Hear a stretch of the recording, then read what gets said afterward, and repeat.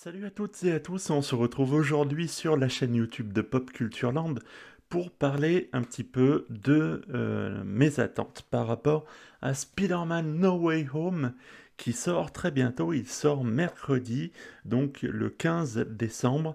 J'aurai la chance de le voir malgré ma journée de boulot bien chargée, j'aurai la chance de le voir en fait dès le soir. Et donc il y aura une vidéo qui sera tournée à la suite, dès que j'aurai regagné mes pénates pour que je vous dise un petit peu ce que j'en aurais pensé. Alors, évidemment, il y aura une partie spoil, une partie sans spoil. Et aujourd'hui, je vais vous expliquer un petit peu en quelques mots ce que j'attends de ce film. Alors, on sait que Disney, et plus particulièrement en fait Sony, ont annoncé que ce film serait le dernier de la trilogie Spider-Man. Alors, il faut savoir qu'en fait, ils ont conçu un ensemble de trois films qui a donc commencé avec Homecoming, qui s'est poursuivi pardon, avec Far From Home et qui devrait en fait aboutir, culminer dans ce troisième épisode intitulé No Way Home. Et ensuite, il y a a priori une nouvelle trilogie qui est prévue par Sony. Pour Marvel, on ne sait pas encore ce que ça va donner ou comment leur accord va être poursuivi. On sait que Tom Holland, normalement, sera toujours de la partie. Maintenant, quelle forme ça va prendre? Eh bien, pour l'instant, on n'en sait rien. On en saura probablement un peu plus à la fin de No Way Home, qui devrait être aussi important, d'après les producteurs, que l'a été Avengers Endgame. Je rappelle le pitch. On a fini la dernière scène post-générique de Far From Home avec l'annonce petit 1 que Peter Parker est Spider-Man, et plus particulièrement en fait que Spider-Man et Peter Parker, annonce faite par le journaliste du Daily Bugle, le patron du Daily Bugle, J. Jonah Jameson, toujours joué par J.K. Simmons. Alors, c'est là aussi qu'on a commencé à se dire, ah tiens, est-ce que ça serait pas le vrai début du multivers chez Marvel? Et effectivement, ça s'est confirmé par la suite. Donc, puisque J.K. Simmons jouait déjà le personnage dans la trilogie de Sam Raimi. Et c'est là que les théories les plus folles ont commencé à naître. Et on sait donc que Peter Parker va vivre ce moment qui, dans les comics, c'est un moment tragique, où son identité est révélée au monde, où là en plus il va devenir l'ennemi numéro un, la personne à abattre, puisque Mysterio aura truqué la vidéo annonçant sa mort, et l'aura truqué de façon à faire croire que c'est Peter Parker qui l'a volontairement tué en hackant les drones de Stark. Donc, autant vous dire que ça va être extrêmement compliqué pour le personnage. Dans les comics, on sait que ça donne lieu à des séquences tragiques. Un certain nombre de séquences tragiques, il y a des personnages iconiques de la vie de Spider-Man qui laissent leur vie. Est-ce que ça sera pareil dans le film? Il y a un certain nombre de déclarations qui peuvent laisser à penser que oui, il y aura des personnages qui mourront. Maintenant, alors est-ce que on va parler de Happy Hogan? Est-ce que ça va être Tante May? Est-ce que ça va être Ned? Est-ce que ça sera peut-être MJ? Grande question, pour l'instant on ne sait pas. Ce qu'on sait en revanche, puisque c'est supposé depuis maintenant plusieurs mois par des théories de fans, ça a été confirmé par les bandes annonces, par les affiches, les vilains emblématiques de toutes les adaptations récentes de Spider-Man seront présents, c'est-à-dire qu'on va retrouver le Docteur Octopus joué par Alfred Molina dans la trilogie de Sam Raimi qui sera là, il s'agit bien du même personnage. C'est-à-dire que là, on est vraiment dans le multivers. C'est le même perso qui va arriver, qui en fait, pour lui, ça fera suite à sa mort présumée dans l'Hudson au moment où, dans le deuxième Spider-Man, son espèce de réacteur à fusion, je sais plus quoi, va exploser et où il se suicide lui-même pour sauver la ville, où il va noyer le réacteur dans l'Hudson. Et en fait, c'est à ce moment-là que, du coup, le multivers s'ouvre et qu'il va débarquer dans l'univers de Peter Parker version Tom Holland. On va retrouver, et de la même manière, le bouffon vert joué par Willem Dafoe, qui lui aussi va rencontrer ce nouveau Peter Parker. Alors, est-ce que, grâce à son intellect surhumain, il va comprendre que ce Peter Parker n'est pas le Peter Parker, évidemment, qu'il a connu, mais est-ce qu'il ne va pas comprendre un petit peu tout de suite le fonctionnement du multivers pour en tirer parti? C'est fort possible. De la même manière, on va retrouver Electro, qui lui vient de la saga Amazing Spider-Man, où Spider-Man était joué par Andrew Garfield, alors que chez Sam Raimi c'était Tobey Maguire. Et on se retrouve aussi avec l'Homme Sable, qui lui vient de Spider-Man 3. Donc il y a quand même un build-up qui est en train de se faire autour des vilains. Alors on peut supposer que le Scorpion sera pas loin, puisque certains ont cru l'apercevoir dans des affiches ou apercevoir des bouts de son armure, et ça serait pas déconnant parce que on sait à quel point toutes les versions confondues de J. Jonah Jameson détestent Spider-Man, et il faut savoir que c'est lui qui est à l'origine de la création du personnage du Scorpion, de McGargan en fait, puisque il a offert, pour mettre fin à l'existence de Spider-Man, il a été à ce point loin qu'il a offert à McGargan une armure pour acquérir des pouvoirs et acquérir surtout des capacités, les capacités lui permettant d'affronter et potentiellement de tuer Spider-Man. Donc il n'est pas impossible que dans le film, une version de J. Jonah Jameson en soit arrivée à ce point-là aussi.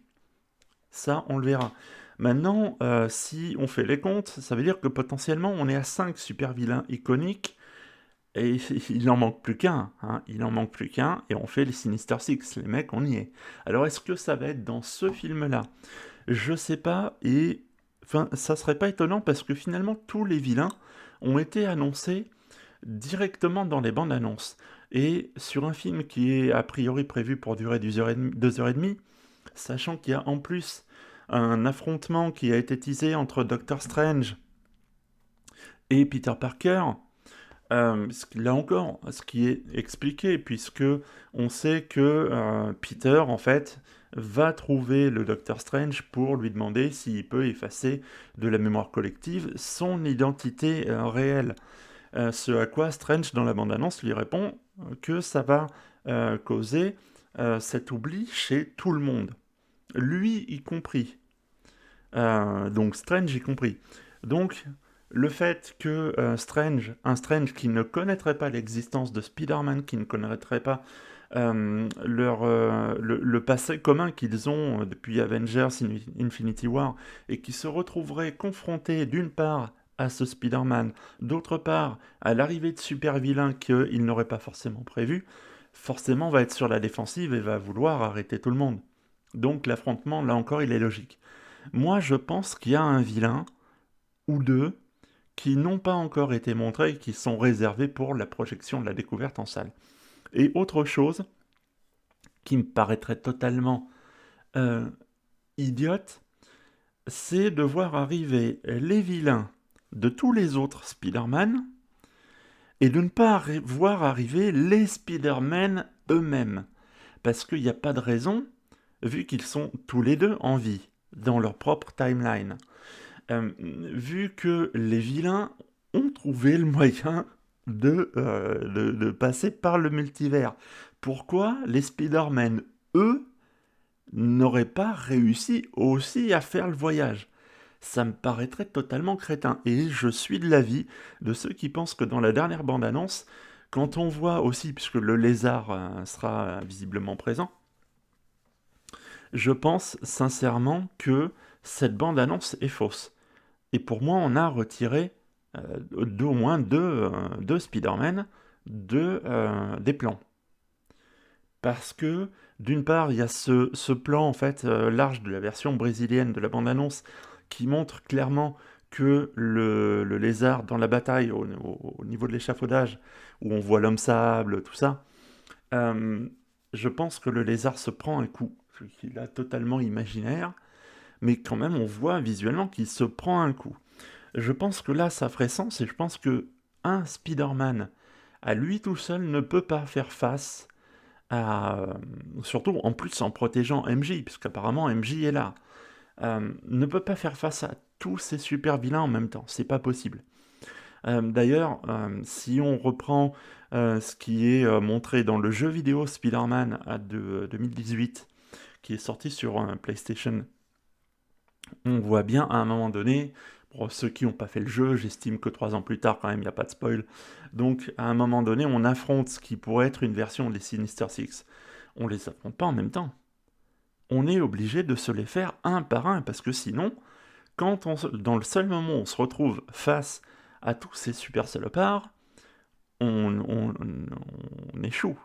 Donc, ça me paraîtrait totalement incongru que Andrew Garfield et que Tobey Maguire ne soient pas dans le film à un moment donné. Alors, ils y seront peut-être pas tout le temps, puisque de toute façon, ce qui est le propos du film, c'est de voir le cheminement du personnage de Tom Holland.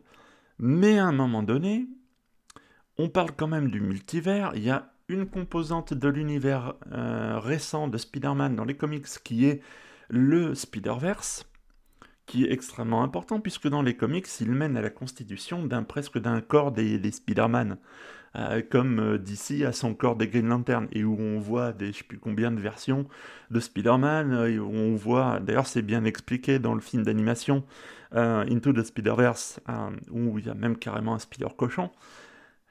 Donc sans verser dans ce genre d'extrémité, enfin, ça me paraît très logique qu'on ait quand même puis alors, le team-up. Mais en même temps, assez intelligemment, même s'il y a eu des soi-disant leaks, alors on peut douter de leur validité et de leur crédibilité, mais quand même, il y a eu des leaks. Mais ça me paraît intelligent que Sony et Marvel ne révèlent pas ça dans une bande-annonce. Alors là, à date, j'enregistre, on est le 12. Euh, Au moment où j'enregistre, il n'y a pas eu de bande-annonce, entre guillemets, finale qui viendrait trahir ce genre de secret. Et c'est très bien parce qu'à mon avis, il faut préserver la découverte en salle. Ce qu'on n'arrive plus à faire de nos jours à l'ère d'Internet, où c'est très compliqué de garder un secret et de ne le révéler que lors de la projection. Mais ça serait tellement génial pour les réactions qu'on verra fleurir en ligne au moment où on verra arriver euh, tous les Spider-Man dans un combat épique ultime pour mettre fin à un carnage potentiel, surtout si Venom arrive à la fin, peut-être pendant une scène post-générique, du coup pour teaser autre chose, ce qui ne serait pas impossible, et ce qui correspondrait, puisque je rappelle que Sony, c'est quand même la maison mère de PlayStation, que ils ont fait une annonce cette année sur le Spider-Man 2 qui est censé arriver en 2023 sur PlayStation 5 et dans lequel le grand méchant sera Venom. Imaginons un petit peu que la même année, en 2023, on ait un prochain Spider-Man cinéma qui rencontre Venom et que on ait une alternative, genre multiverse, puisque le Spider-Man de la PlayStation a été officialisé dans Into the Spider-Verse comme faisant partie de ce Spider-Verse,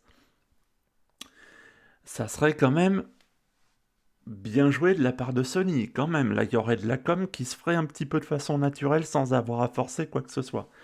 Et ça serait pas con, d'ailleurs, qu'on puisse avoir aussi peut-être quelque chose qui pointe vers Miles Morales. Ça serait quand même temps, puisqu'on a eu la présence du tonton dans le premier, dans No Way Home, pas dans No Way Home, du coup je m'y perds, dans Homecoming, puisque le gangster un peu rasta, joué par Donald Glover, et ben en fait c'est le tonton de Miles Morales. Ça a été là aussi officialisé. Donc, à un moment donné, il va bien falloir qu'on le voit quand même arriver, le petit. Qu'on le voit avoir ses pouvoirs, qu'on voit finalement Peter Parker se transformer et être pour Miles ce que Tony Stark a été pour lui. Ça serait une façon de boucler la boucle. Ça serait super intéressant.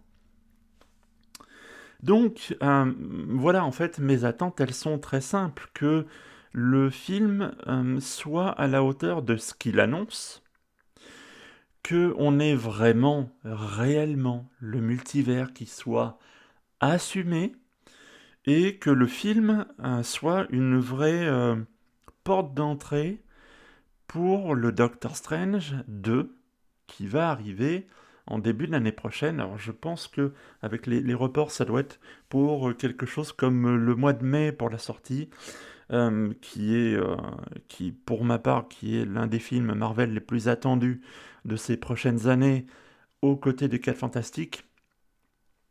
Donc j'espère vraiment que ça va être aussi 2 heures et demie d'amusement, de divertissement, de dépaysement pour une année qui aura été chargée, qui aurait encore été très compliquée pour tout le monde. Il est vraiment temps qu'on puisse se poser tranquillement, qu'on puisse éteindre un peu le cerveau, au moins un minimum, euh, et qu'on puisse kiffer en fait d'être au cinéma pour se détendre, se plonger dans d'autres univers, rire, pleurer, voir des trucs qu'on n'aurait même pas imaginé possible quand on était gosse, avant que les dinosaures de Jurassic Park prennent vie, puisque c'est quand même un tournant majeur dans l'histoire du cinéma, surtout quand on aime la pop culture. Donc voilà, mes attentes, elles sont pas, en fait, elles sont pas illégitimes, elles sont pas énormes. Maintenant, il est clair que le 15, quand je vais revenir du cinéma et que je vais enregistrer ma vidéo de critique du film, ça sera cash. Si le film me déçoit, vous le saurez tout de suite. Il n'y aura pas de je me la joue youtubeur et je me la joue à attendre la dernière minute de la fin de la vidéo pour vous annoncer le verdict. Le verdict, il sera cash. Il sera clair, net et précis. Il sera argumenté par la suite, hein, ça, clairement. Faut vous attendre à une vidéo qui va aller taper la demi-heure, hein, très clairement. Mais, je ferai en sorte qu'il n'y ait pas dans ma vidéo de spoilers. Je préviens par avance, je considère que tout ce qui a été officialisé jusqu'à aujourd'hui ne peut pas être considéré comme un spoiler. Donc, tout ce qui est dans les bandes annonces, je parle bien des bandes annonces, je parle pas des spots TV. Tout ce qui est dans les bandes annonces, pour moi, ne peut pas être considéré comme un spoiler. Clairement. C'est-à-dire que vous saurez tout du combat contre Doctor Strange. Enfin, tout, sauf son issue, évidemment. Enfin, quoi que l'issue, on peut à la limite s'en douter un peu. Vous ne saurez pas qui sera présent, qui ne sera pas présent. Ça, je vous le dirai en partie spoilers, évidemment. Mais sinon, ouais, pour tout le reste, voilà, quoi. On sait que le multivers, ça y est, c'est là, quoi. Donc, il n'y a pas à tourner autour du pot, quoi. Donc, voilà, vous êtes prévenus. La vidéo sera mise en ligne. Alors, très honnêtement, vu l'heure à laquelle je vais rentrer, à laquelle je vais tourner, la vidéo, elle sera en ligne sûrement aux alentours des 1h ou 2h du matin. Ça, voilà, il n'y a pas de doute, hein. Donc, elle sera disponible pour ceux qui veilleront. Elle sera disponible aussi après en replay, forcément. Et ben voilà, j'espère que Marvel va clore une année qui aura été compliquée aussi, parce que Black Widow s'est ramassé, et c'est plutôt mérité, parce que le film est pas mauvais, mais le film sort avec 5 ans de retard. Parce que, ben, Shang-Chi a bien marché, a eu un succès honnête, mais était pas spécialement plus attendu que ça par les fans. Bon, alors, vu qu'il a bien marché quand même, bah, le second, lui, il va être très attendu, forcément. Euh, les Éternels ont divisé, malgré toutes les qualités du film, mais le fait est que il a divisé. Marvel a besoin de Spider-Man aujourd'hui pour réellement se relancer. Donc, est-ce que la magie de Noël va opérer? Ben, je vous donne rendez-vous dans la nuit du 15 au 16 décembre pour découvrir tout ça et pour avoir un avis assez clair sur ben, ce qu'aura été l'année Marvel. Et je vous dis à très très vite, n'oubliez pas, il y a d'autres vidéos qui sont déjà sur la chaîne, notamment une critique de West Side Story, que j'ai adoré. Mais je vous expliquerai un petit peu pourquoi. Il y a d'autres vidéos qui vont arriver maintenant que j'arrive quand même à prendre un peu de temps pour moi, à me poser un peu plus et à récupérer ce qui devrait me permettre de produire des vidéos de meilleure qualité. Et voilà, il y aura des vidéos qui vont arriver un petit peu plus régulièrement. Et sur ce, je vous dis à très très vite du coup. Soyez au taquet, je vous aime, bisous et passez de bonnes fêtes un petit peu en avance. Ciao ciao ciao.